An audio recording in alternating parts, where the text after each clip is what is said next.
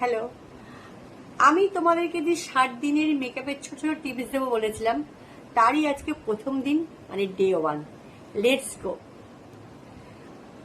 তোমরা জানবে যে ফুল মেকআপটি ডিপেন্ড করে কিন্তু সিটিএম এর উপর। সিটিএম যদি খুব ভালোভাবে প্রপার ওয়েতে, প্রপার স্কিন অনুযায়ী করো, তাহলেই কিন্তু যত হাই রেঞ্জের মেকআপ করো না কেন, তাহলেই কিন্তু মেকআপটা বসবে, নাহলে কিন্তু মেকআপ কিন্তু স্কিপ করে যাবে স্কিন থেকে। তাহলে এবার জানো যে সিটিএমটা অনেকে জানো, অনেকে জানো না। আমি আগে সবার প্রথমে বলবো সিটিএমটা মানে কি।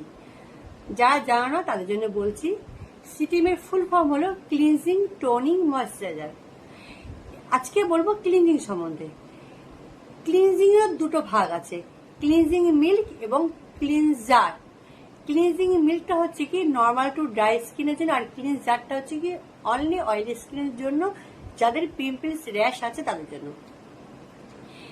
এইবারে ক্লিনজিং এরও অনেক রকম আছে।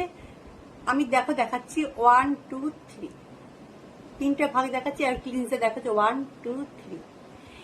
যার যেরকম সুবিধা হয় সেই সেরকম ভাবে পারচেস করে নিও। আজকে তো বললাম ক্লিনজিং এর সম্বন্ধে, আগামীকাল বলবো প্রপার ওয়েতে তুমি ক্লিনজিংটি কিভাবে ইউজ করবে। আজকের জন্য টাটা।